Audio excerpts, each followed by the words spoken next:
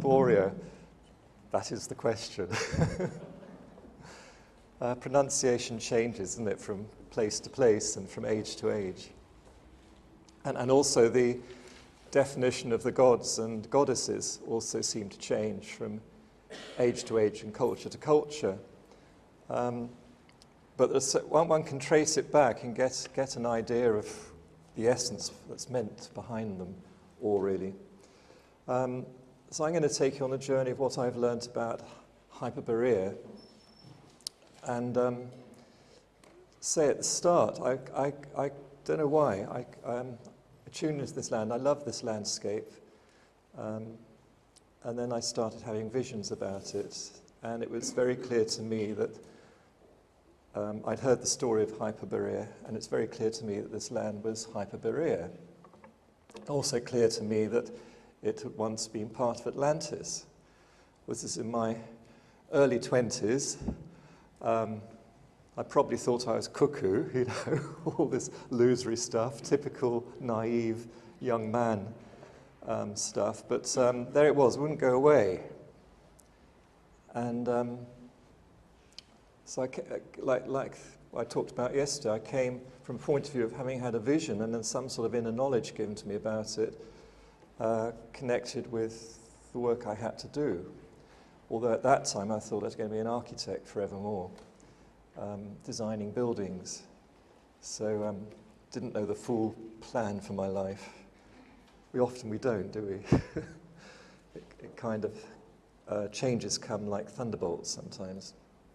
Anyway, I came across, well, I studied the Greek myths very, very thoroughly when I was at university, also all the different myths of the world, and have carried on studying them, because they carry the wisdom in them, and it's good to compare one thing with another, from culture to get a better idea, and then to realize that they're all linked with the landscape. All the great myths are linked with the landscape, so they tell you something about the landscape and how the wisdom is manifesting through the land and the people who live in that land, in that landscape. We get affected by the land and the wisdom in it, and it comes into our consciousness somehow or other and affects the way we behave, the way we feel, our emotions, and other things like that.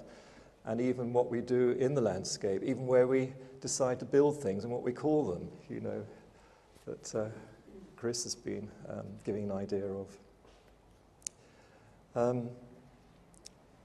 So it's kind of wonderful journey. So I looked at the Greek myths, and one of the wonderful Greek myths, one of the very older Greek myths, it's also part of the Orphic mysteries, concerns Hypeborea.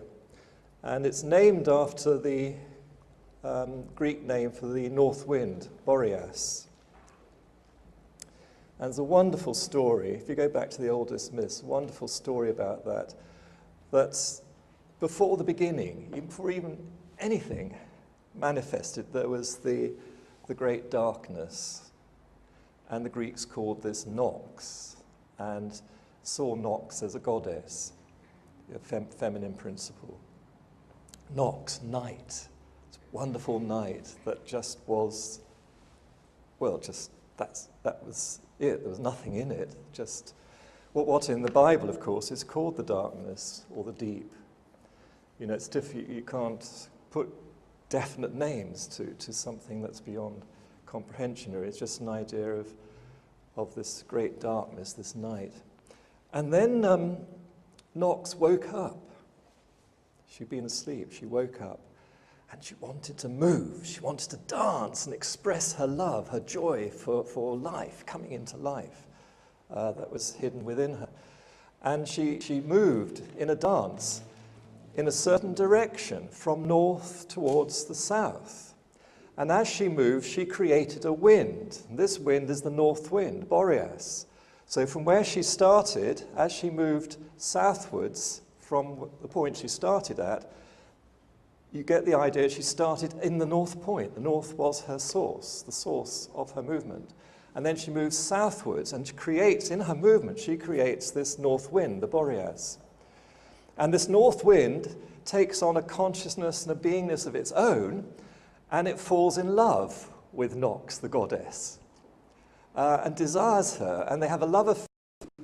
The wind, you know, in the imagination of the Greeks, the wind wound itself round her like a serpent and impregnated her, and she became, she gave birth, she gave birth to an egg, a golden egg, it's called, and hatched this egg, and out of this egg was born Phanes, the light, also known as Eros, which means love. Love and light go together in the old myths, the old comprehension of people. As soon as love is expressed like that, it is light, it shines. So Phanes means the shining one, or the light of God. And this is the creation myth, the oldest Greek creation myths, which themselves come from Thracia, from the Orphics, who themselves may have borrowed their myths from this land, because the more one researches, the more one finds there's a lot of what's in the Greek culture, including the story of the Trojan War, or some of the things behind the Trojan War story, all relate originally to this landscape of Britain and northern France. And then through migrations, they were carried down to the Aegean area, and in later cultures became embodied as the myths and stories of the Greeks and other nations there. But isn't this a lovely story? This darkness that moves in this joy, this wanting to express herself as this loving life. And she moves from north to south and creates this north wind that impregnates her. She becomes pregnant with this egg, and the egg hatches out and produces light. Out comes the light, which is love, the expression of her love as light.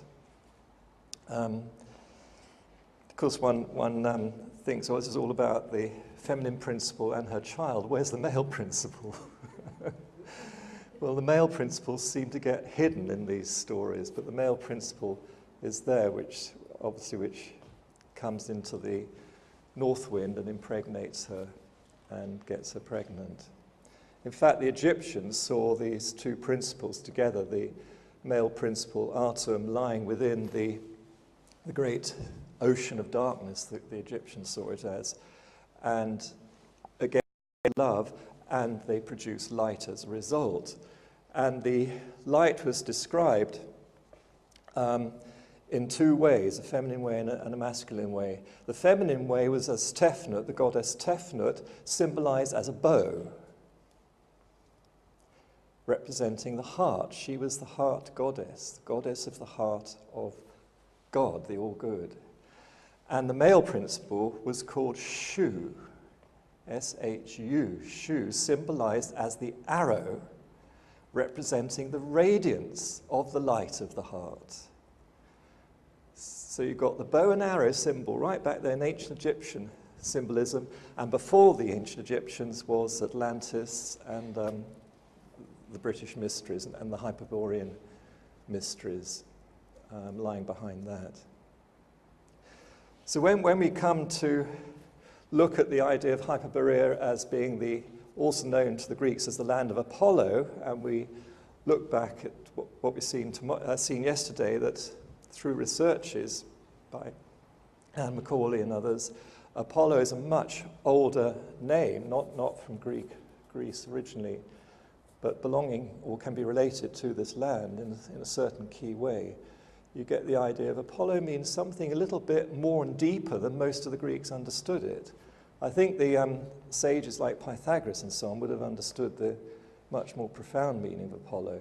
But Apollo, land of Apollo, is giving you the idea of that light, that first light, not the later light of the physical sun or something. It's the primal light, the original light, that what's called in tradition, not just the Christian tradition, but other traditions, as the firstborn. The Orphic tradition refers to Eros or Phanes as the firstborn, meaning the first expression of the divine, the first manifestation of the divine, this pure light of love, which shines from the heart.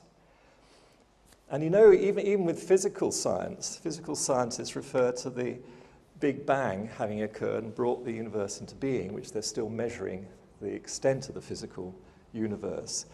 Well, if you ask them where is the center, where do they think that center is, they actually speak the same language as the ancient philosophers. They say, well, that center's everywhere. It's not in any particular location. It's everywhere. So you get that they're through physical science, they're actually giving out the same message as the ancient philosophers that said that the heart of God is like a center of a circle, a center that is everywhere within a circumference that is nowhere. And this center shines with light. And its radiance is this shew or hue. Sometimes the S is dropped. You get the hue. And from that, you get the link with what Anthony and all of us have been talking about. Hue is the same as Lu. The L and the H were synonymous with each other in the Celtic language. So hue, the word hue, is the same as Lu, which can be spelt in different ways. So that gives you a connection between with Apollo and with the divine light, the original light, the firstborn of God, which later on in tradition, of course, was called the Christos, the manifest word, the light of God, firstborn, and then got associated with certain personalities. But that's our destiny, all of us, to reveal that our own light that we've got, because we all carry that center of love, that center of light. We all carry that. So our destiny is eventually reveal more and more and more of it, until we're all little microcosms of this macrocosmic truth. And the landscape helps us do this. In fact, the landscape itself can shine with light, and the whole world, the whole planet can shine with light in its own ways. Well,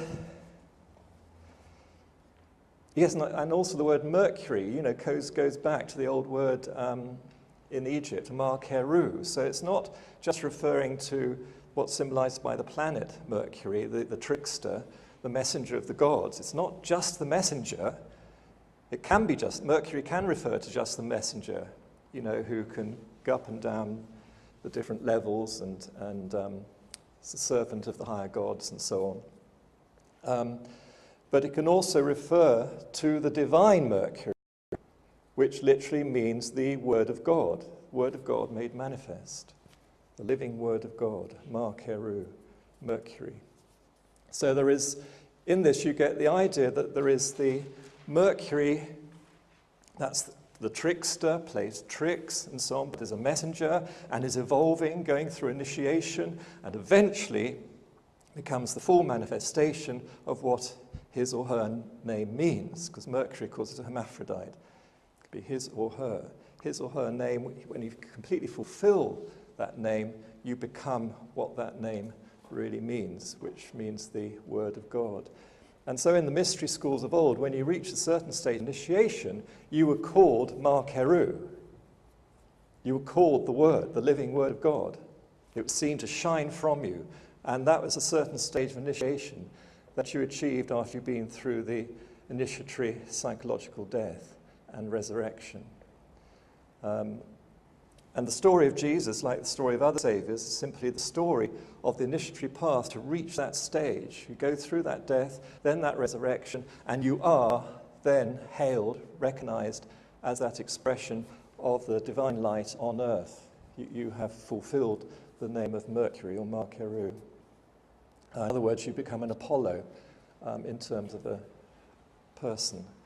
personality on earth. Well,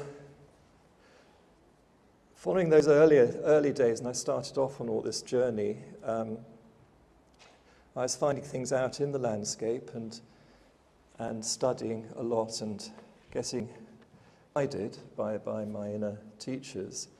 And I was sharing this information with my godmother, my aunt, who was my godmother.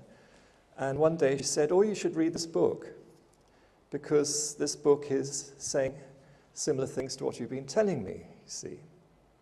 So she sent me the book, and it was called The Light in Britain by Grace Cook. And as I read it, I was astounded. Well, no, that's the wrong word. I was overjoyed, because I wasn't sure of myself in those days. It felt true to me, but I didn't really know. I was a very shy person, very secretive, being a Scorpio by nature. Didn't tell anybody except Sarah when I met Sarah by then. I just shared it with my godmother. And she sent me this book. And here's the book going through different special places in Britain. And as Grace Cook went there, she had her own insights, and then White Eagle would give a teaching.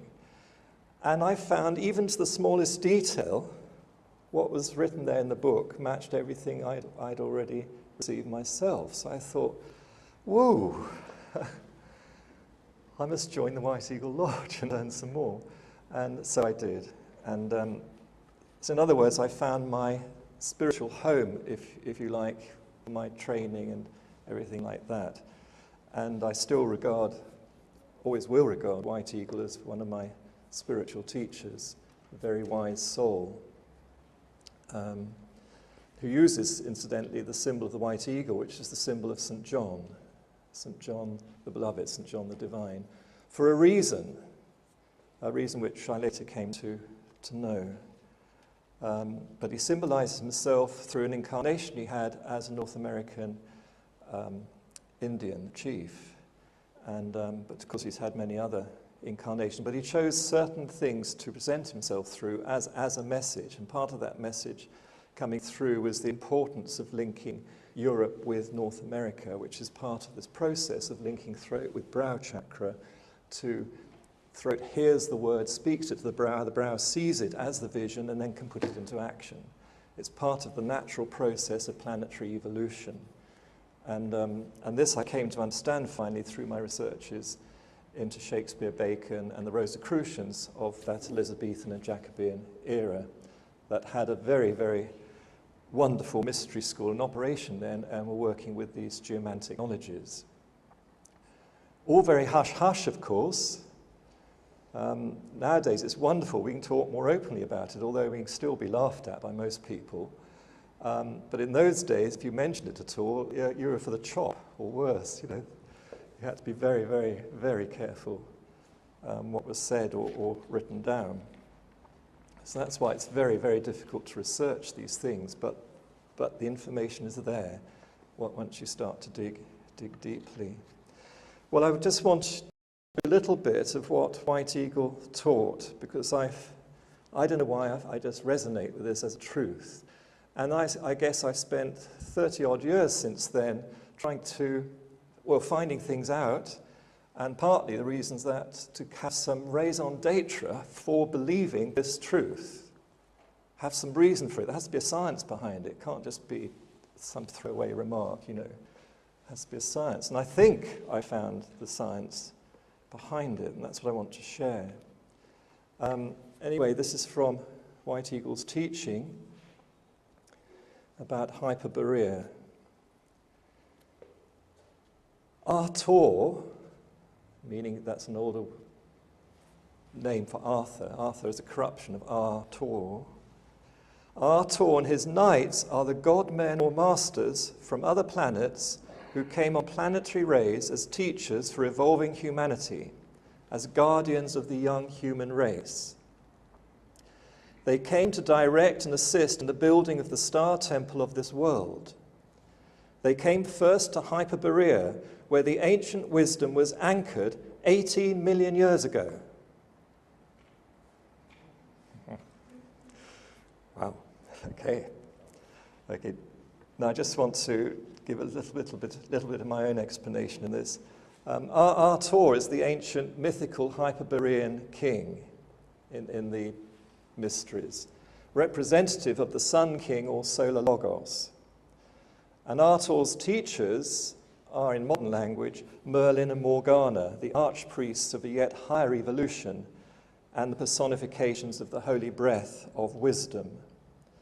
And Merlin and Morgana are associated with Sirius, the dog star, guardian of the round table of the zodiac. So Arthur and Guinevere, his queen, are represented by the sun itself in the sky, our sun. But a greater star system is Sirius, and Sirius is seen as the guardians of our solar system and our wisdom. So In the mystery tradition, it said the greatest teachers of all that we have actually come from Sirius, but they come from Sirius via our sun and from the sun to our Earth, sometimes through other planets, particularly Venus. So there's a kind of connection, whether it's a real connection in a sort of like a physical route that the souls take, or whether this is just symbolism. You know, you take your pick, which it is. It might be both symbolic and real. But anyway, the teaching is done in that way, that from Sirius come the greatest teachers of all to this planet, who are guardians of the whole round table, which is defined by the sun's path through the sky for us. And then they come via the sun, as take on the costume of the sun, become sun beings, collect others around them who are already initiates of the solar system, of the sun, and then they come via another planet like Venus, most of them come via Venus, to this Earth as the great teachers on this Earth, picking up other souls on the way as they come, depending on the evolution of the different souls. And so they assemble on Earth. And the first place they came to was this place on Earth called Hypeborea. Now, if you go back to the ancient Greek myth was referring to Hypeborea first of all as the place where Nox, night, starts from in her movement. That is, it's the source, the starting point, the heart of everything. And then she moves southwards and creates the north wind. And so the Hypeborea, which means the land beyond the north wind, is referring to the source of that north wind, where the north wind comes from, where Nox started coming from. She's coming from that place that is the source. But that archetypal story has then been related to a particular place on Earth. It's grounded in some way. So this wisdom is acted out in a certain way on Earth, in a way that's according to the wisdom. It's some sort of manifestation of this greater wisdom there. And it involves place, it involves human souls, and so on. Also, I should mention, Arthur and Guinevere, besides being associated with the sun itself in the sky, are also associated with the sign of Taurus, the Alpha sign, where Arthur is associated with Taurus and Guinevere with the Pleiades as their first key sign. Secondary sign that they're so mainly associated with, of course, is Leo and Cancer, the king and queen signs of the zodiac, as they're called.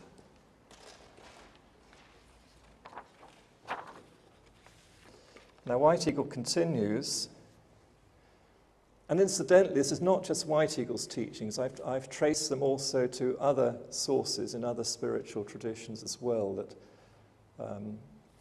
other people have researched and found these things. So referring to humanity at that time of Hypeborea, White Eagle says, "For a time, the young souls of humanity lived in celestial mental bodies upon Hypeborea," which was what we would, in another tradition, call paradise, but not physical paradise. It's in the higher regions of life. So they had living in celestial mental bodies upon Hypeborea whilst the solar power was being earthed. Whilst the solar power was being earthed. Solar power carrying this great wisdom, the light. The light is the wisdom itself. And then as Mu, the motherland, developed sufficiently to support the life forms, so the young souls descended into denser astral bodies upon Mu, under the direction of the masters of Hypeborea, the Sun Brotherhood. Upon Mu, the ancient mother ritual was practiced to create physical bodies suitable for man's incarnation and expression. So the human race hasn't taken on physical bodies as yet. They're slowly coming down the different levels of life, creating denser and denser bodies or vehicles of incarnation, until eventually it becomes physical. And then 10.5 million years ago came the projection into the denser physical bodies in 5 different ways and in 5 different parts of the world in the landmass called Mu. Mu, the motherland, refers to the whole landmass of the world, not just a particular area of the world. The whole landmass of the world was called the motherland, Mu. And part of that, some part of that was Hypeborea. Somewhere within Mu was Hypeborea, but Mu is the rest of the landmass. So nowadays you could call it the 5 continents that we have. It's something like that, and there were 5 projections, 5 places on Earth where the human souls took on physical bodies. The main one that's been discovered so far, of course, through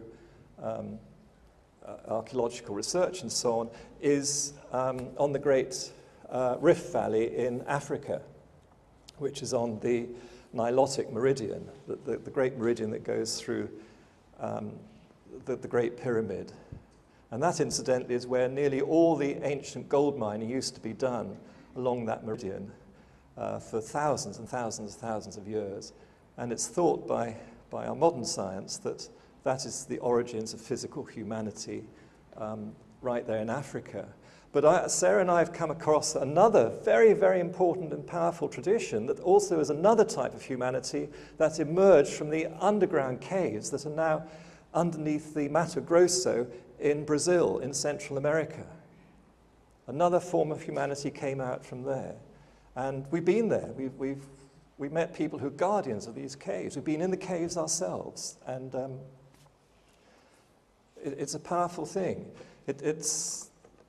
There is this story that the first mystery school set up to teach humanity was actually founded there in what's now the Mato Grosso of South America, central part of South America. It's the first mystery school there. And then when humanity started to become more corrupt, be given more responsibility, but at the same time become more corrupt, the initiates and masters who live more or less in their light bodies retreated a bit and went totally underground. And they still are there underground now. So there are these great tunnels, natural tunnels under the Mato Grosso that go for miles and miles. And we stay with Shivanti Indians, guardians of one of the tunnel entrances. And they've got stories of how they themselves and their ancestors walked these tunnels, and they now and again see these initiates in their light bodies in the tunnels here. And deeper in there is this underground city of initiates that once was above ground as well, teaching humanity, but now it's retreated. That's supposed to be the first great mystery school set up on Earth. The second one was set up over in the Himalayas. But that was the second one set up on Earth. Anyway, these are stories I'm sharing with you. I think they're true. I believe they're true. They certainly match up with researches I've been doing and other people have been doing. But of course, we have to check them ourselves. You know, we've all got to carry out our own research and see if these things are true. But if they're really true, it's a fantastic story. It's a wonderful story, absolutely wonderful. And it leads up to what's happening now. So White Eagle goes on. When this projection occurred 10.5 million years ago, he says, this happened when the young souls of humanity were sufficiently infused with certain solar elements by the white brethren, also known as the plumed serpents, and their spark of divine consciousness became quickened. At the same time, they began to realize their individuality, and the fall into denser physical bodies took place under the guidance and testing of Lucifer. So here you have the original idea behind the story of the Garden of Eden and the fall of Adam and Eve from that garden. I mean, it's a story that historically can be applied to later on in human evolution, but going back to its origins, it comes to when human souls can go first time into physical bodies and guided by this great teacher known as Lucifer. Lucifer means the light bearer. It's only in Christianity that Lucifer was turned into the devil, something not so nice. But Lucifer in tradition is known as the light bearer and the great hierophant and tester of the initiates. The hierophant, the one who teaches, also tests, just like teachers will do at school. You get taught and you get tested to see how good you are at it.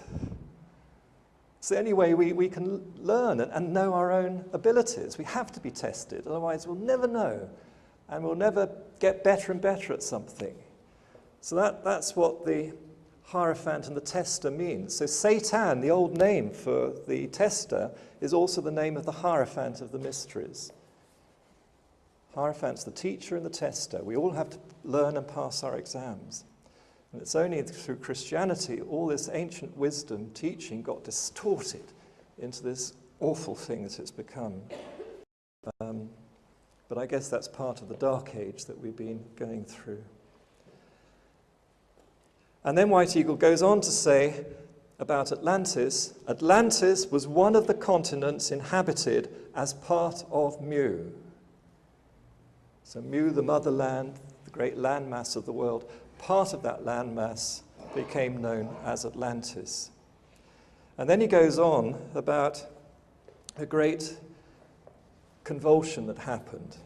Then came an interstellar convulsion which shifted the Earth's axis, and the ice ages began 2 million years ago, approximately. Well, different people have worked this out for themselves, and the different ideas of what happened, whether it was something happened to our planet, something happened to the solar system as a whole. White Eagle's actually implying it's something even bigger that occurred in the galaxy. Some convulsions which shifted our Earth's axis. Now, he's not talking about the magnetic axis, because that periodically shifts and it doesn't really do a huge amount of damage to us. It's kind of a natural phenomenon. But if you shift the main axis, the physical axis of the world, that is very dramatic. That makes a very, very big difference. And that main axis of the planet is on, as far as I understand it, and others understand it, it has a certain angle with its ideal axis it should have. It has a certain angle which is a harmonic related to our own evolution and the sun itself. And sun, you know, it's something that enables us to live our lives and evolve as we're doing. If we didn't have that axis and the wobble it produces, we would not have our sort of life on this earth. It couldn't exist. It'd be impossible. So it sounds like a disaster, but it was probably a divinely intended thing so that life, our sort of life, could happen on this earth. So White Eagle goes on, the Sun Brotherhood retreated then to the mountains of the Far East, where they continue the projection of the Sun Star and the creating of the Star Temple of the world. The Star Temple of the world. Ha.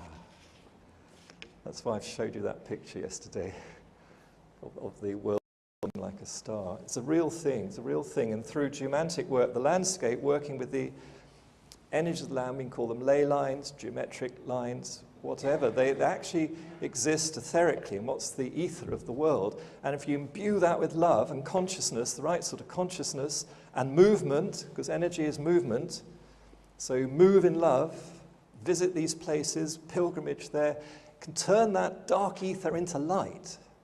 And then you get a shining, etheric body of the planet. The planet will shine with light, real light, spiritual light. Let's look at Atlantis. Atlantis, of course, gets its name from Atlas, the king of Atlantis. Now, in our British tradition, Atlas was also known as Albion. So when this land is called the land of Albion, it's referring to it as the land of Atlas. Albion and Atlas are the same, and they're referred to as being a giant, the giant Albion, the giant Atlas, but not necessarily in physical stature. It's referring to the greatness of that soul, the greatness of that being. And if you take the different traditions one can look at in this, which explain what's meant by Atlas, and one of them is the Hebrew tradition, very old tradition, going back through ancient Egypt, Mesopotamia, and beyond that to Atlantis, because they claim their whole wisdom was taught to them by Enoch, which is a title of Atlas. Enoch means the initiate. Capital T, capital I, the initiate. And they explain that Enoch was the first human soul on earth to go through all the initiations and reach the highest level of consciousness possible, the seventh heaven that's said to be the dwelling place of the spirit of the Messiah. And by reaching that level of initiation, Enoch himself became imbued with that spirit of the Messiah, so that he was himself, as a soul, individual soul, a Messiah, or the Messiah. He was one with the universal Messiah. So he became, if you like, the first human soul to reach that level and express it on earth. That's Atlas, king of Atlantis. Enoch, and the Hebrew traditions say all the wisdom teachings come from Enoch, because he was the first one to understand and interpret them all, which means to manifest them in his life. So he fully understood it, not just intellectually, but practically, what modern science is trying to say, which Francis Bacon urged onto scientists. Don't just think it, do it, and then see if you know it. You only know it if you do it. Then you'll really know. That's the real knowledge. So Atlas was the one who could do it. He had that great achievement. So he knew. And it said all the great wisdom teachings we have still handed down to us, some of them are hidden, we have to discover it, they stem from Enoch or Atlas. It's not to say we're not adding more to it all the time, because the wisdom tradition is a living tradition. It keeps growing and growing and growing all the time. All of us are adding our bit to it in our lives. We're adding more to it. And whatever we add in that's true will go into the general consciousness of the whole planet. So other people can tap into whatever you discover. That's fantastic. So and also it works the other way. When you get a great idea, think, oh, I'm the first one to get that idea. Just pause a moment, like Portia says to Shylock, pause a moment, haven't you forgotten something? That idea may not have been original to you. You may have picked up the idea that someone else had and has put into the mass mind of humanity through their own endeavors. So it's good to remain humble about these things. Be proud of your own achievements. It's great to have got that idea for yourself, but don't think, oh, I'm the only one who ever had that idea. Because that's the way that the real fall happens, I think. So it's always good to acknowledge we're always inspired, we're always linked to others. Everybody in the world is contributing in some way. Now, another name for the spirit of the Messiah in the Hebrew tradition is Metatron. Refers to the angelic form and presence of the Messiah. Metatron. Many people are banding that word around now, but that's what it means. It's the angelic name of the Messiah. And so when a human soul like Enoch is able to manifest that as a human soul, they become one with what Metatron means, or Messiah means, the anointed one, the one who sounds the true word. In Islam, they refer to the same being as Idris, I-D-R-I-S, which can be interpreted as the green one or the evergreen, giving the idea of the soul who's become ever living all the time, beyond death now, because you've reached that height of achievement, Idris. But Idris actually is the Arabic pronunciation of the god name, the Egyptian god name of Osiris. So Idris is Osiris. Osiris is the same as Enoch or Atlas. And in the Greek, in the Egyptian tradition, Osiris is the son of Geb, the earth, and Nut, heaven. Heaven and earth, the two polarities of life, come together in love, loving union, and create Osiris. And then another name in the Egyptian tradition that this being was given was Temu, T-E-M-U, or Atum. I've referred to Atum. Atum is the unborn one, and then becomes Temu. And these two words mean all and nothing. They can mean those two things, the all or the nothing, the no thing. All things or no things. Has that double meaning. And the symbol of Temu was the sacred hill or island that rises above the waters. And that's where the idea of the pyramids came from. The pyramids are an architectural representation of the primeval mound or hill or island that rises above the waters. There's a symbol of the idea that the waters is the lower aspects of matter and the astral level. And if we progress enough, we will rise above that level of consciousness into the air of the divine light and be illumined directly by the divine light. It's also referred to in Christian and Hebrew traditions as the two baptisms. The baptism by water, when we're immersed in the water, and then we're raised out of the water into the second baptism of the Holy Spirit and fire, which is the light, the sunlight. So that's the second baptism, which is built into the Christian tradition and initiations. I'll tell you a little bit about the Egyptian cosmology of this. Temu is seen as the creator god. It says, in the beginning he lay dormant as the seed of life within the Nun, the universal void of darkness. It's the Greek chaos, or Nut, Nox. That's also described as the great ocean. When awake and active, Temu became the spirit that moved upon the face of the waters, who came into being of himself. And the Greeks associated Temu, who's Enoch or Atlas, with Hermes Trismegistus, Hermes the thrice greatest, as also did the Sabian cultists of medieval Arabia and the Mandaean Gnostics of Iraq. And as I mentioned before, the Romans called the same being Mercury.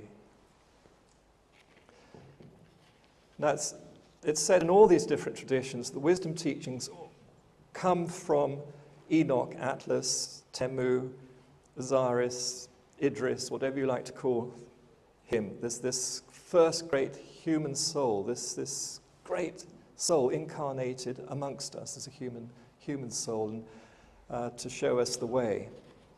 It's also said he comes again and again and again whenever we have need to teach us and take us through initiation until we all eventually, as human souls, reach that same level of evolution, that same level of expression of the divine love, the divine light. And it's usually that coming again is in certain time moments in time, because time is part of the initiatory process. It's good to know how time works. Time and space are two sides of the same coin.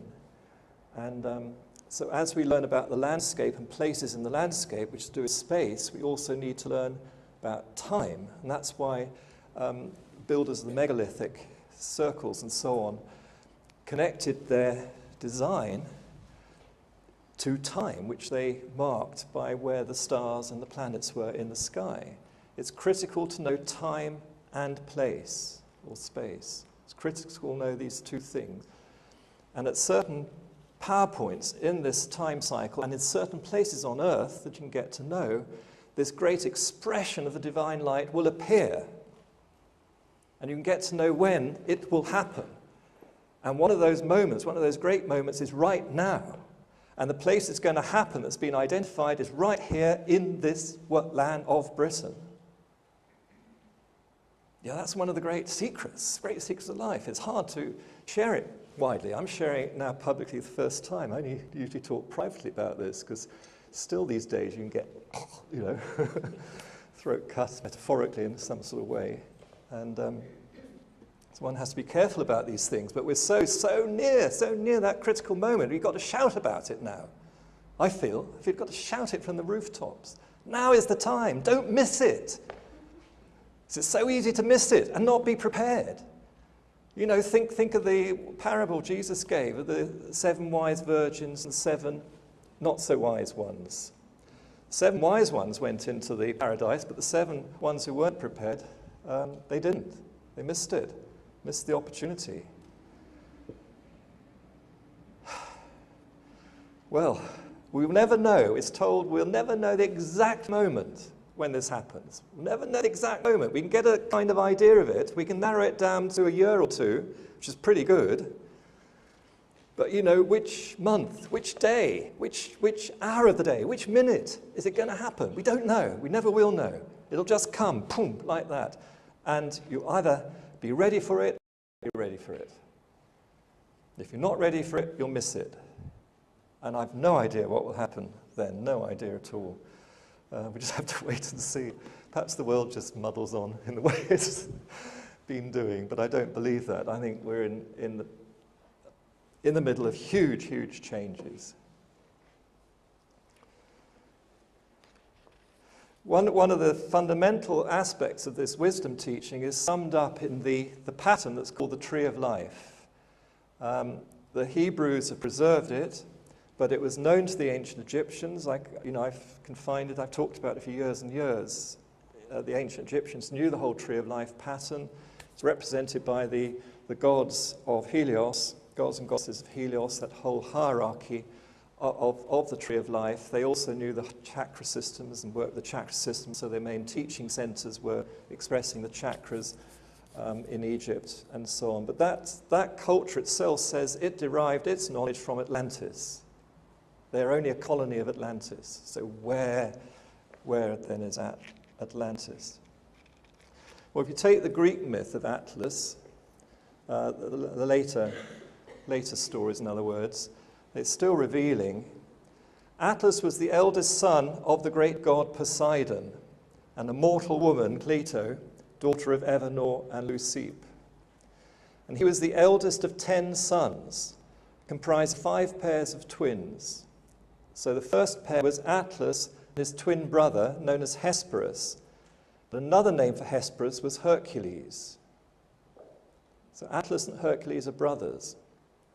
Then the other twins were Ampheres and Evamon, Menusius and Orpthon, Elasippus and Mesto and Azes and Diapripas. I'm sure I pronounced it wrong, but you can look this up. These are well-known stories.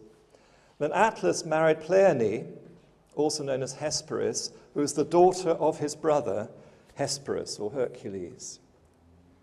So he married his niece, in other words, in this story.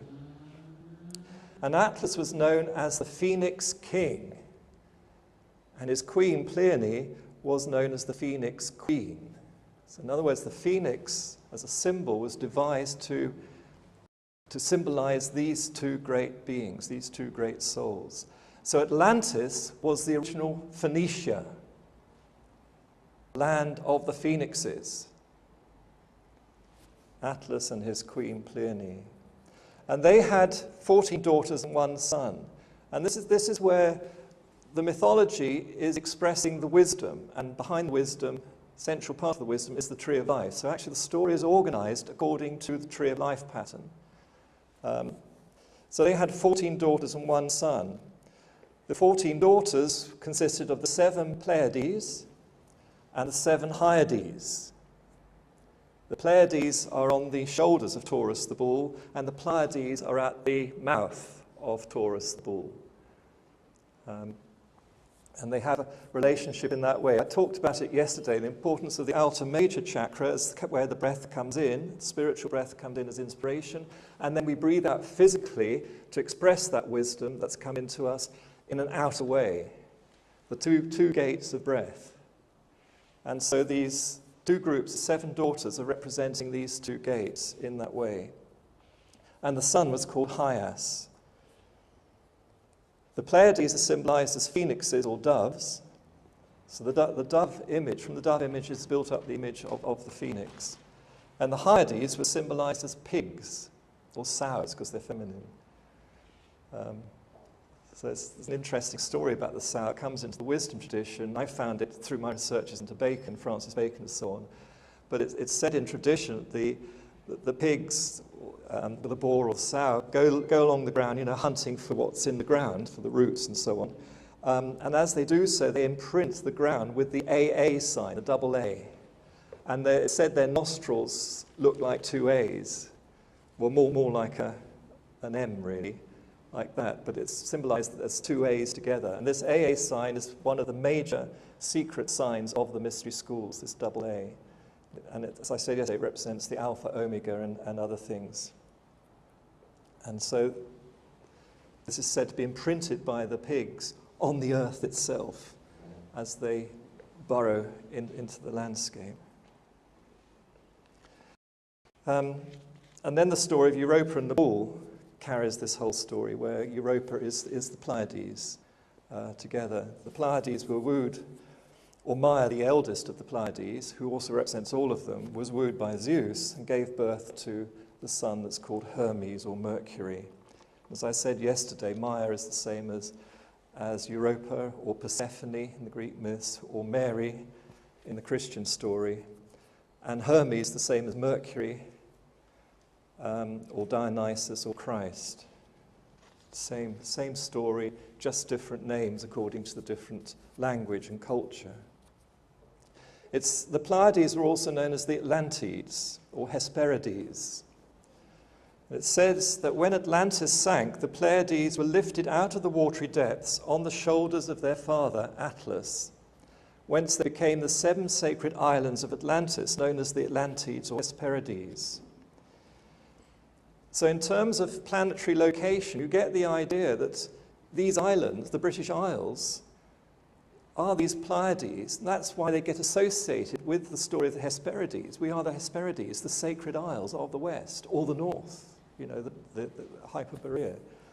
But in terms of the Atlantean story, we're the sacred islands of the West, the Hesperides.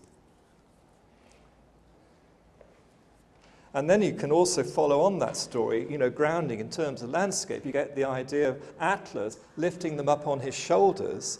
So then if you look at the landscape of Europe, you get the idea that Atlas himself is associated with the bull, with Taurus, and therefore with the mainland of Europe.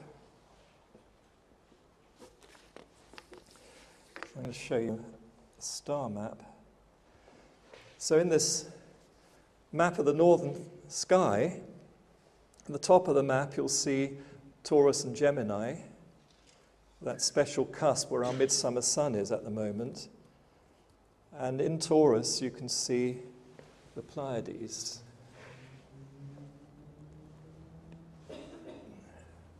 So here's Taurus, there's the horns of Taurus pointing to the AA point, the cusp of Gemini-Taurus.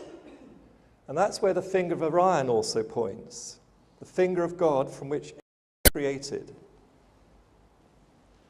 So it's said. And then Taurus unfolds here. You mostly see the head and shoulders of Taurus. The rest of the body is normally hidden in this symbolism. So there's the great head, here the shoulders, and on the shoulders are the Pleiades. And they're the Hyades there, the sisters of the Pleiades. And that's a close-up of it, so you can see it a bit better.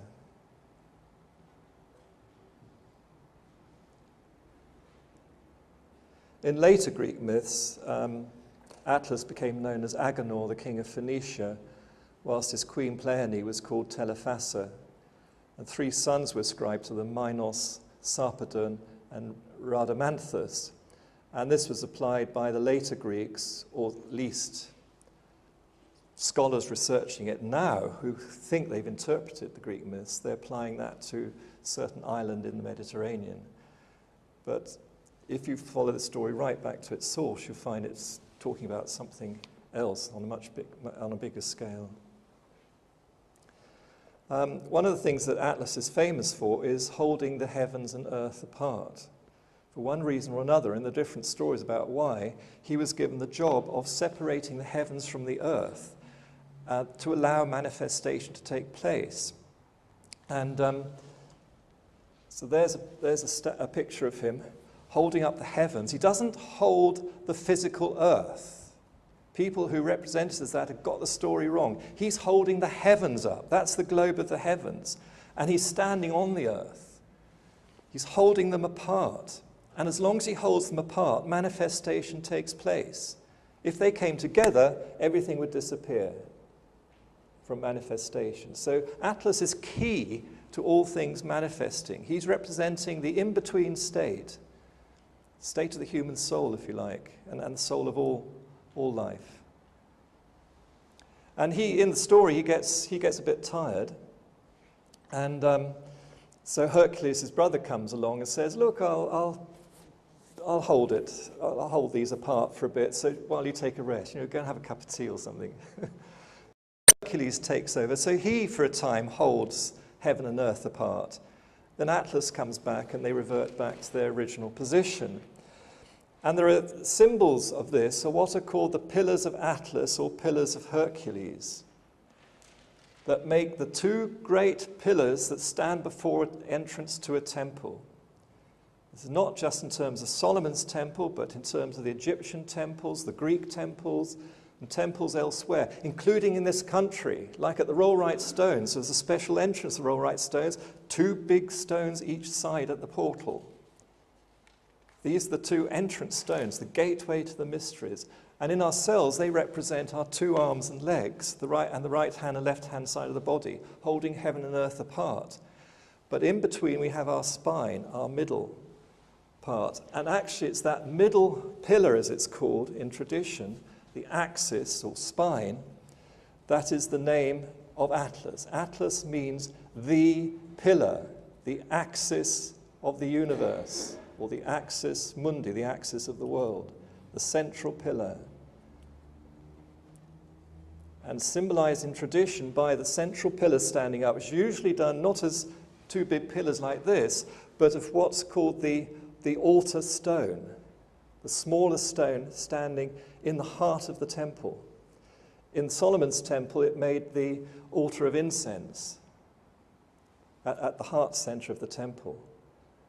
That's the middle pillar. So it's something that's humble, and it's associated with sacrifice. In terms of Atlas, his sacrifice is holding heaven and earth apart. But for us, it's a sacrifice. We give up something. It's a sacrifice symbolized by offering incense, representing the best of yourself, on the altar to God, to the great principle of goodness. Sacrifice yourself on this heart altar, symbolized by the smallest stone. That later became carved as the double cubed stone. It became known as a double cube stone. Before that, it was just like a standing stone, but sometimes carved as what's called the omphalos, the center, like at Delphi, the omphalos at Delphi, the omphalos in London. London stone was the original omphalos of London. In the heart center of London city, St. Paul's is on the crown chakra, so it would have a different stone for representing the crown chakra. But in the heart, which is by the Hart River, the small river, the Walbrook, was the original omphalos of London. Only a fragment remains. We saw a picture of it because it got blown up in the war by a bomb. So this one fragment was rescued and preserved as it is now. But it's described as if it was quite big. So some of the stories make it as big as a man, 6-foot man. And these foundation stones were also associated with royalty because it's the center, the heart of everything. And when the right person is there by the stone, it's said that these stones roar like a lion. It's a sun symbol. They're sun stones, but they're the spiritual sun, the spiritual center. They roar. There's still one standing at Ushna, which is said to roar when the Irish prince will go there, who's going to be the High King. When the right prince is there, stands on the stone or by the stone, and it will said to roar, and then people will recognize him as the High King of Ireland. Now, to give you some of the inner meaning of all this, in ourselves, our spine is our pillar, central pillar, represents our central pillar. And the highest bone, the 33rd bone in the spine, is called the Atlas. So Plato's story of Atlantis, you can actually find he's embodying the wisdom in this. And part of the wisdom is that Atlas's palace is on the highest pinnacle of Mount Atlas in the center of Atlantis. And so here it is at the top of our bone,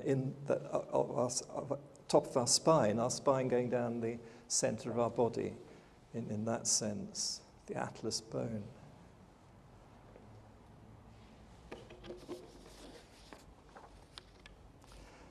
And interpreted in our body, we have Atlas himself, who lives at the height of the pillar. He lives in the highest part of the pillar. He is holding heaven and earth apart. Well, heaven is associated with our head in these stories, and the earth is associated with our body. And that which holds the two apart, head from the body, is the neck.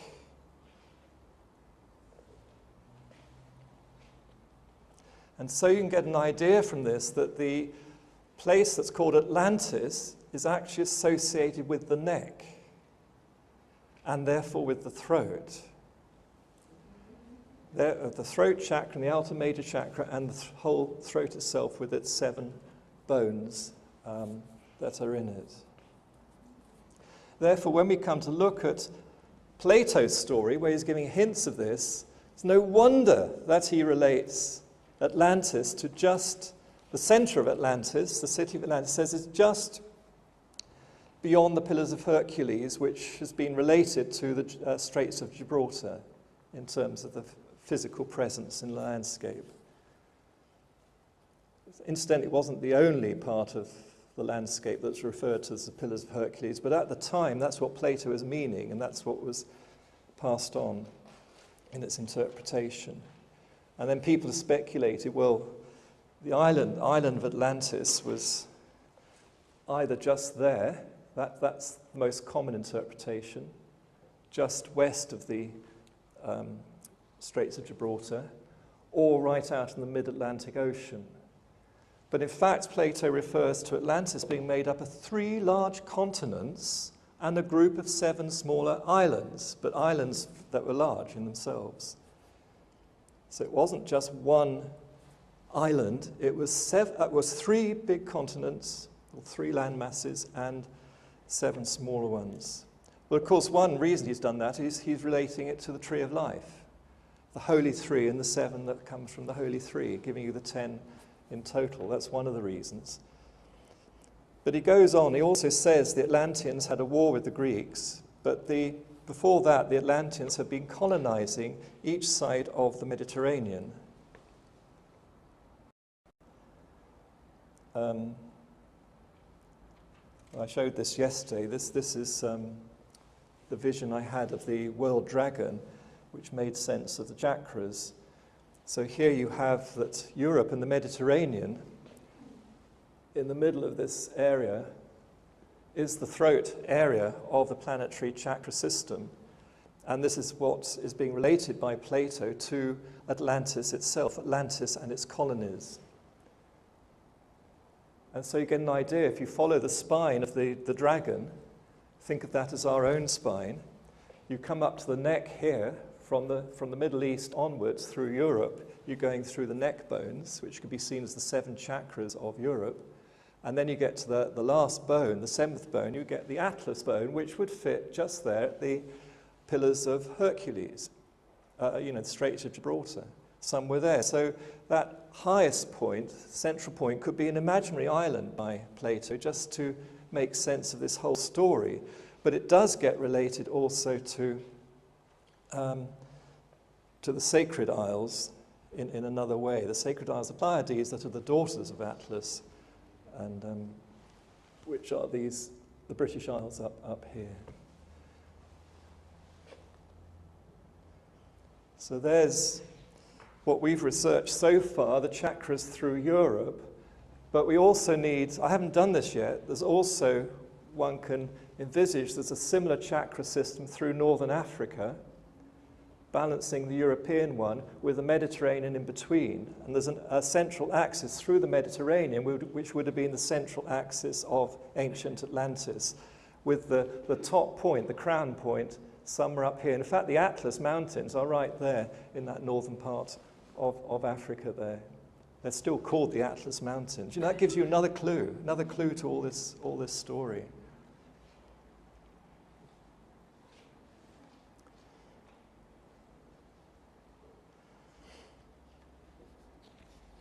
And so you get in this the idea that you've got Europe and Northern Africa in this throat area of the world. North America, over the Atlantic Ocean, is the head with the brow chakra in it. The rest of the world, as Plato calls it, the rest of the world is the body, containing the other chakras in it.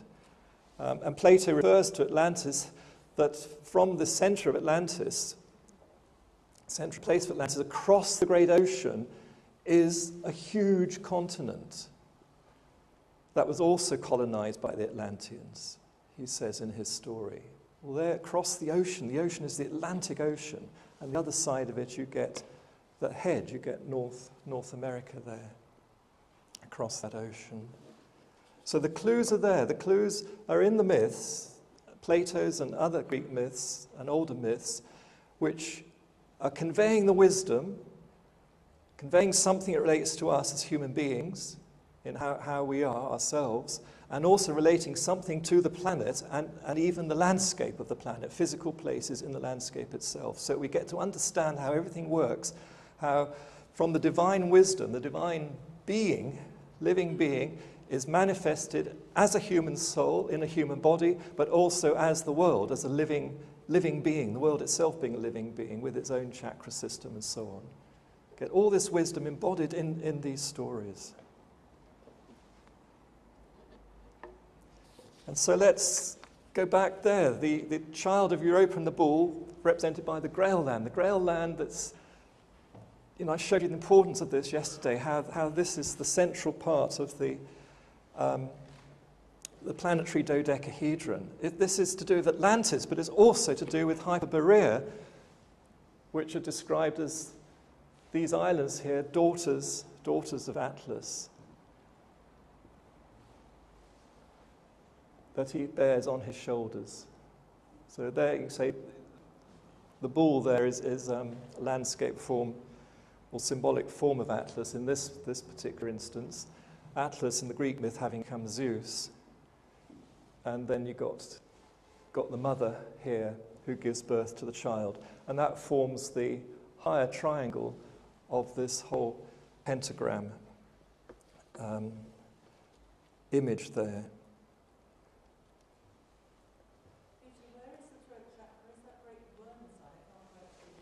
Yes, exactly that, great worms.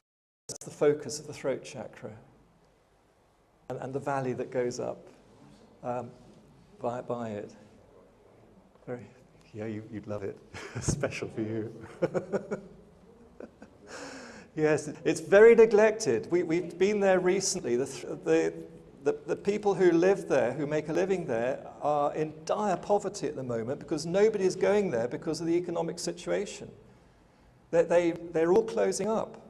All the hotels, inns, pubs, farms closing down. They're all closing down. They can't exist because nobody's going there anymore. And yet this is the throat chakra of the Grail Kingdom. We need to go. We need to sing. We need to listen. Throat's about listening and singing. Poor people. I feel so sorry for them. It's so neglected part of our country. It's in the York, right up in Yorkshire, yes, Great Wenside, yeah. And it's this land, which is the Hypeborea part of Atlantis, which itself is part of Mu, the motherland, which is the whole planet, Hypeborea. And Hypeborea, the gateway or source for our body of the holy breath coming in. So the north wind is the holy breath that creates, carries the wisdom and creates all things.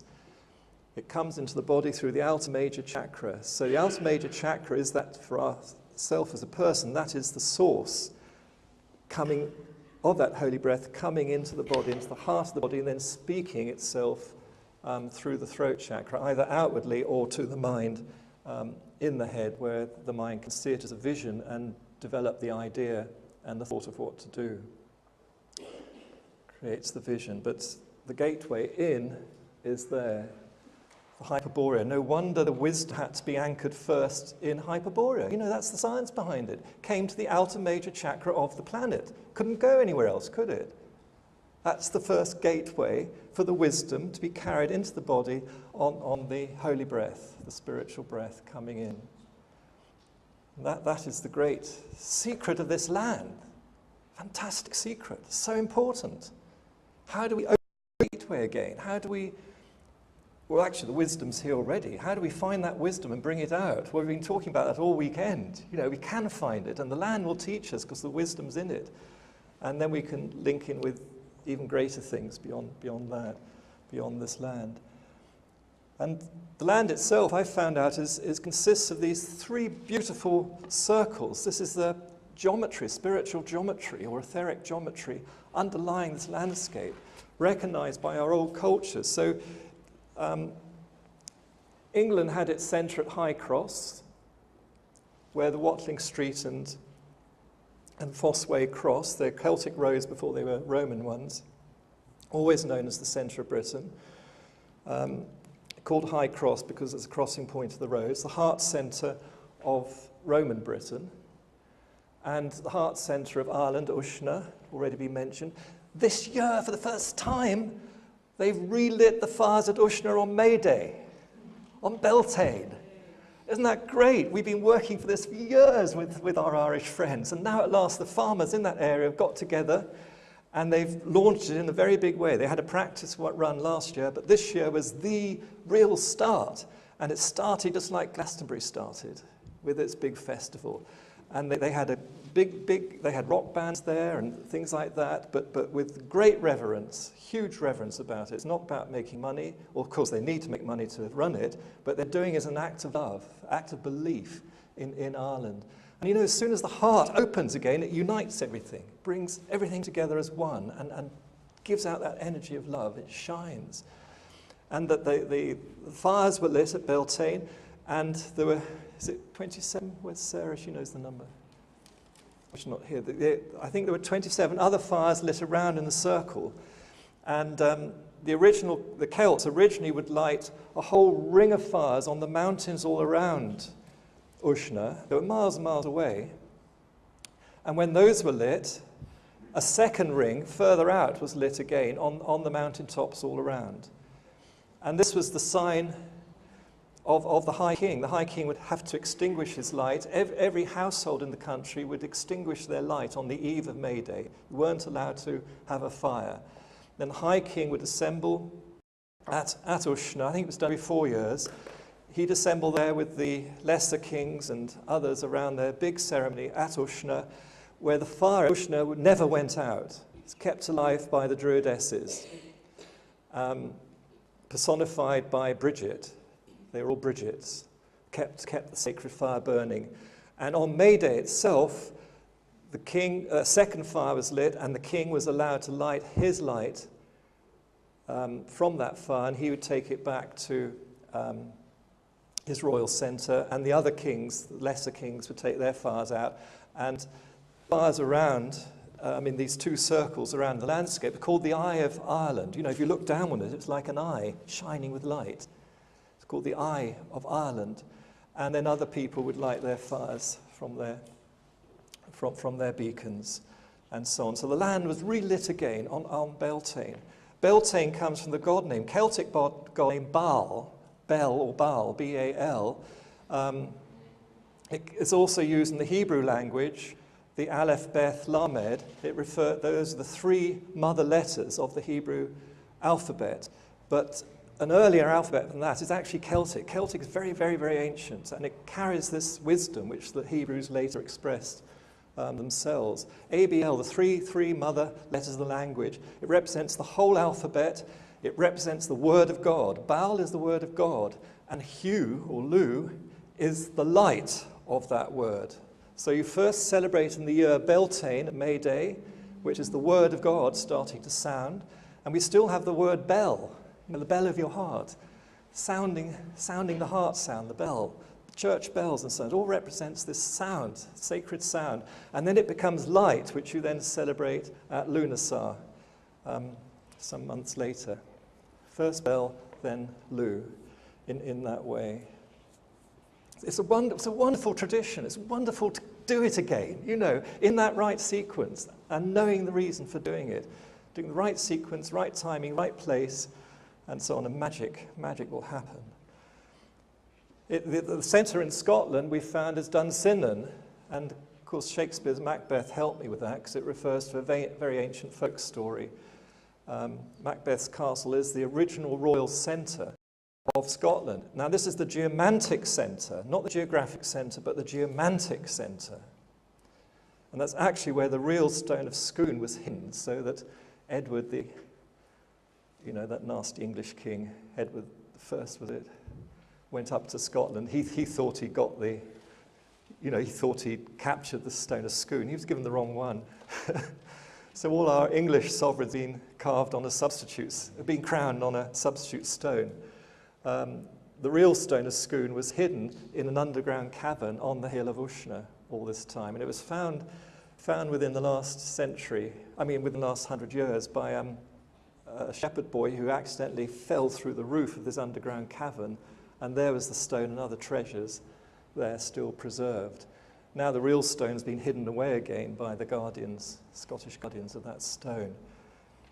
So now and again one's privileged, I'm privileged, Anthony's been privileged, others have been privileged, now and again to come into contact with people who possess that knowledge, who feel it's right to share it. And it's just like a glimpse. Doesn't mean to say they're guardians of all knowledge, but they're guardians of that particular knowledge, and they'll just let it be known now and again when the right person comes along. And so I feel very fortunate to know that. It helped me get this absolutely right. And then you get this wonderful equilateral triangle across the landscape, which these ancient Celts, the Brythons, they were the oldest Celtic race here, they had this knowledge. And presumably their predecessors do, going right back to Hypeborea. This is the wisdom anchored in this land that we're talking about. There's the main chakra system we've discovered. And from each of these centres is the centre of a landscape zodiac. So Anthony referred to the one that I've researched, which I find that our previous generations in their mystery schools were using, including the Tudors, and often the kings and sovereigns themselves knew this knowledge and worked with it. It was politically important, as well as being important on the wisdom side. And so this is how it's worked out. And, in Cygnus, you've got the sweet swan of Avon, Shakespeare, in the Cygnus area. And that's why that story is associated with Shakespeare, who's associated with the Cygnus where strapped upon Avon is in that area for a purpose. And London is on this cusp of Sagittarius Scorpio, which is where the midwinter sun is at the moment. So when the midsummer sun is on the other point, Gemini Taurus, the midwinter sun will be here, the AA points. And the magic thing is that once these points are recognized, the AA line starts to sing. Now the AA line is also known as the string of the celestial bow. The celestial bow itself being the Milky Way, and the string being this axis between the 2 points where the ecliptic crosses the equator of the galaxy, the galactic equator. So it gives you the idea of the bow of the heavens. And when it's strung, as it's said, then it sounds like a lyre, a single string lyre, but also shoots its arrows of love, its arrows of light at the same time. And I found this happening in smaller local landscape temples when they've been pilgrimaged sufficiently, enough attention is given to them. That axis starts to sing, and the whole transforms the whole area. People change in the area without knowing why they've changed. Everything becomes sweeter, more beautiful, more prosperous as well. It's extraordinary. And I think our axis in Britain is about to sing. Maybe it's even started already. I haven't heard it yet, but I think it's about to. The extraordinary thing is we went to look for the AA point up here, and what we found? First of all, we reckon the Celts So going back to this one, I think what was called the White Mound, where Bran's head was buried in the Celtic myth, later on William the Conqueror came and built the Tower of London, the White Tower, on top of this hill in order to take it over, control it. Because that's our real seat of sovereignty. You gain, in this country, you gain sovereignty from possessing the Tower of London. Before you're crowned, you have to sleep the night, by tradition, in the Tower of London and be given the keys to the tower. If you don't possess the Tower of London, you cannot possess the kingdom. It's a very, very ancient ritual going back to Celtic times. But before the tower, there was this white mound, the Bryn Gwent, beneath which is buried Bran's head. Bran was a god associated with Anglesey, and his head was brought down this route, the original Grail route, and his head buried beneath what's now the White Tower of London. And I think, well, several of us think that this was the original marker the Celts did for this cusp of Sagittarius and Scorpio, this Gemini point, because that mound and also the White Tower itself represent the meaning of Atlas. They are the pillars, or the hill that's rising out of the waters. You know, the Temu idea. They're representing that point. But this is the older culture. We went to the other end to see what if we could find it, and lo and behold, there's the Tower of London. Is it the white head? Are you going to show us the white gun? You're going to show us the white head? Yeah, the dream. We arrived just 4 months after it had just been finished and before it was officially opened. We were looking for it in the landscape. We were looking for the place in the landscape, which was full of old mining areas, and then suddenly we see this standing up like a white lingam. Now, in Hindu tradition, the stone called the lingam is called Shiva's lingam, because Shiva is the same as Atlas or Enoch, same idea, and represented by this stone and special stones. And during the Dark Age, it's always a black stone that represents Shiva. But when a golden age comes, the white stone represents Shiva, the white stone. And in India, they're waiting for this moment when they start using the white lingams.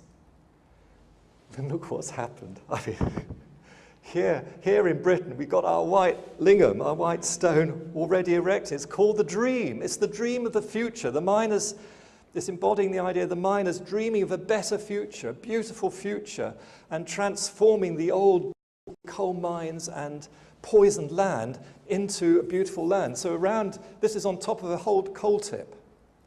And they're going to change it into a landscape park for everybody to enjoy.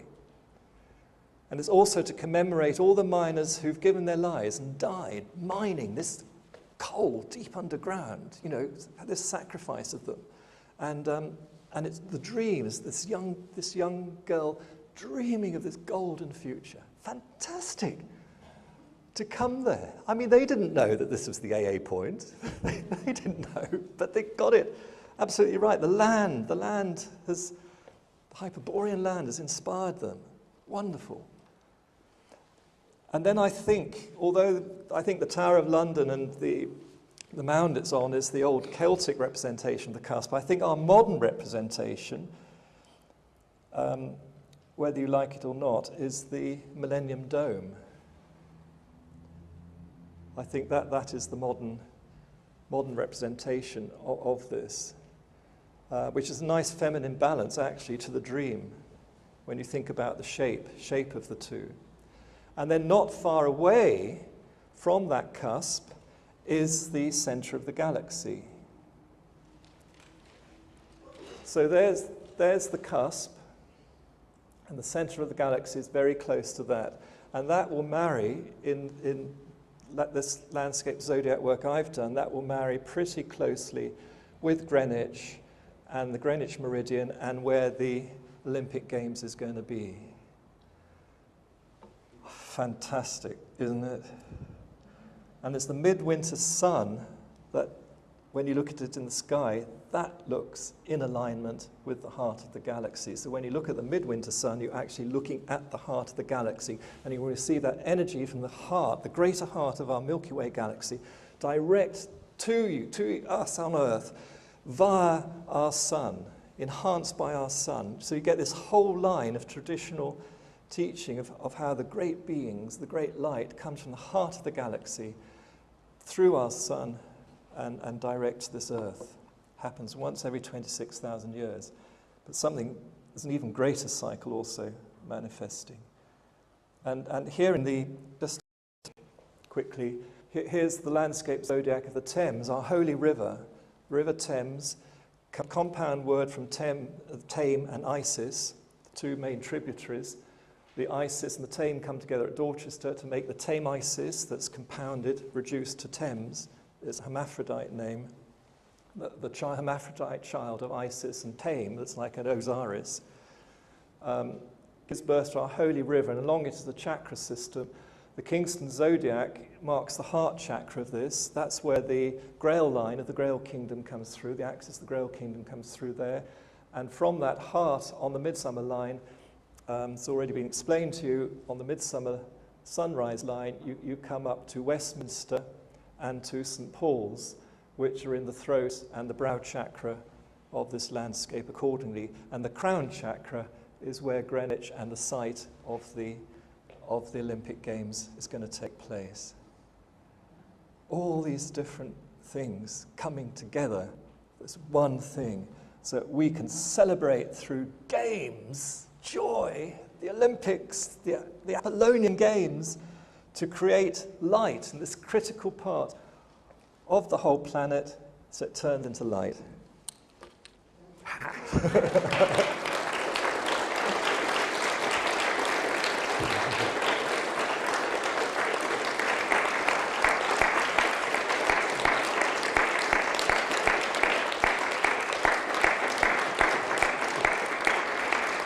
Science, physical scientists refer to the Big Bang having occurred and brought the universe into being, which they're still measuring the extent of the physical universe.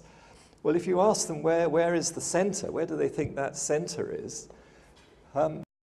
they actually speak the same language as the ancient philosophers. They say, well, that center's everywhere. It's not in any particular location. It's everywhere.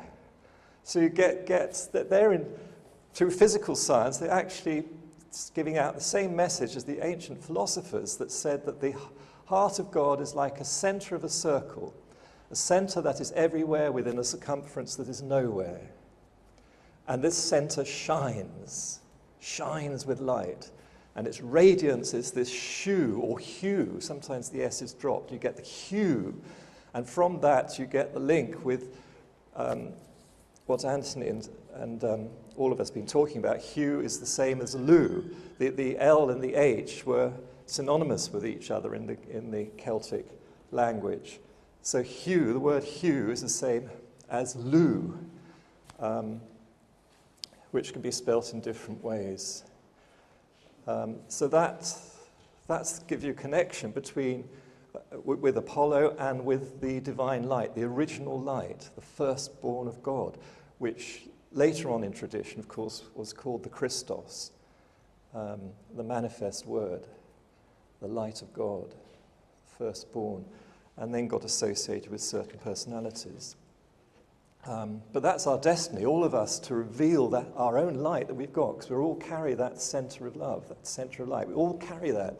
So our destiny is eventually reveal more and more and more of it, until we're all little microcosms of this macrocosmic truth.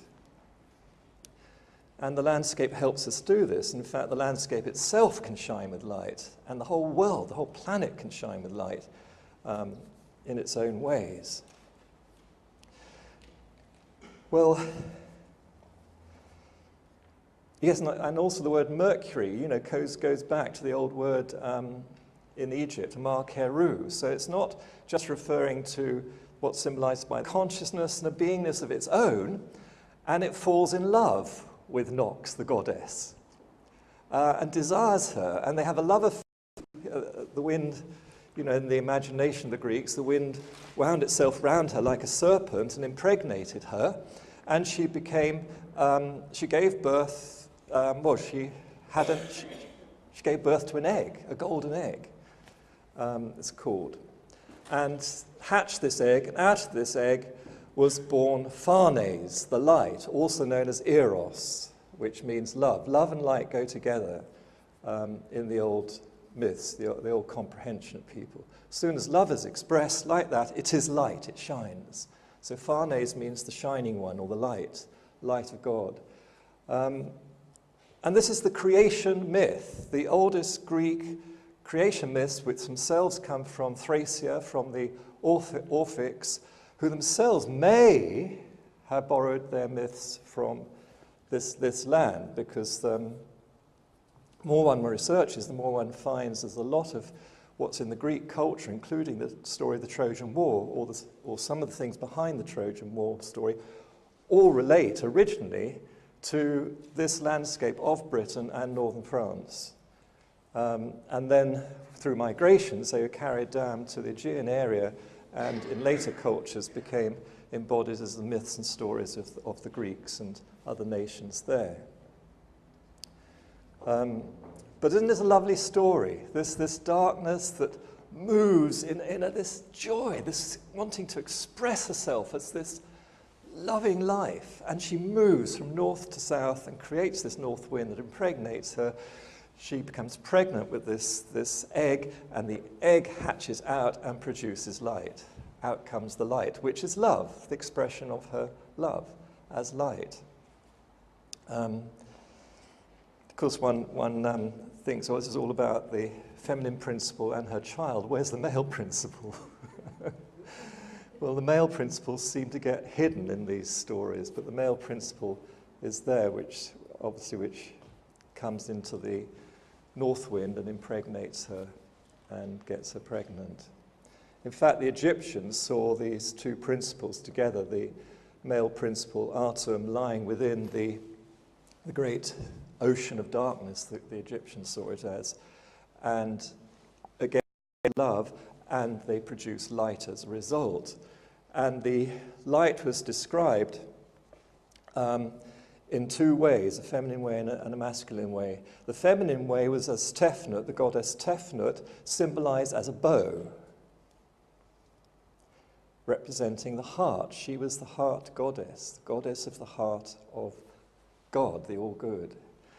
And the male principle was called Shu, S-H-U, Shu, symbolized as the arrow, representing the radiance of the light of the heart.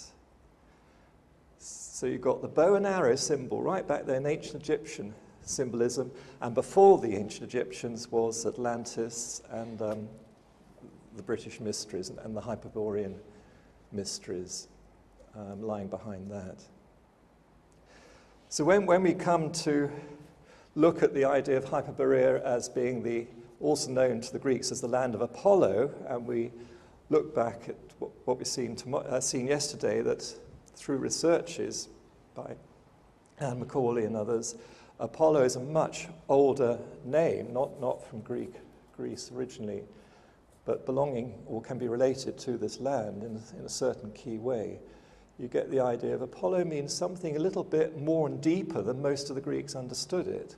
I think the sages like Pythagoras and so on would have understood the much more profound meaning of Apollo. But Apollo, land of Apollo, is giving you the idea of that light, that first light, not the later light of the physical sun or something. It's the primal light, the original light, that what's called in tradition, not just the Christian tradition, but other traditions, as the firstborn. The Orphic tradition refers to Eros or Phanes as the firstborn, meaning the first expression of the divine, the first manifestation of the divine, this pure light of love, which shines from the heart. And you know, even with physical sit by the land and the wisdom in it, and it comes into our somehow or other and affects the way we behave, the way we feel, our emotions, and other things like that. And even what we do in the landscape, even where we decide to build things and what we call them. You know, that Chris has been giving an idea of. So it's kind of wonderful journey. So I looked at the Greek myths, and one of the wonderful Greek myths, one of the very older Greek myths, it's also part of the Orphic mysteries, concerns Hypeborea. And it's named after the Greek name for the north wind, Boreas. And there's a wonderful story, if you go back to the oldest myths, a wonderful story about that, that's before the beginning, before even anything manifested, there was the great darkness. And the Greeks called this Nox, and saw Nox as a goddess, a feminine principle. Nox, night, wonderful night that just was, well, just that was it. There was nothing in it. Just what in the Bible, of course, is called the darkness or the deep. You know, it's you can't put definite names to something that's beyond comprehension. Or it's just an idea of this great darkness, this night. And then Nox woke up. She'd been asleep. She woke up. And she wanted to move, she wanted to dance and express her love, her joy for life, coming into life that was hidden within her. And she moved in a dance in a certain direction, from north towards the south. And as she moved, she created a wind. And this wind is the north wind, Boreas. So from where she started, as she moved southwards from the point she started at, you get the idea she started in the north point. The north was her source, the source of her movement. And then she moves southwards and she creates, in her movement, she creates this north wind, the Boreas. And this north wind takes on a Hypeborea. That is the question. Pronunciation changes, isn't it, from place to place and from age to age. And also the definition of the gods and goddesses also seem to change from age to age and culture to culture. But one can trace it back and get an idea of the essence that's meant behind them all, really. So I'm going to take you on a journey of what I've learnt about Hypeborea. And say at the start, I don't know why, I tuned into this land. I love this landscape. And then I started having visions about it. And it was very clear to me that I'd heard the story of Hypeborea, and it's very clear to me that this land was Hypeborea. Also clear to me that it had once been part of Atlantis. This is in my early 20s. I probably thought I was cuckoo, you know, all this illusory stuff, typical naive young man stuff. But there it was, it wouldn't go away.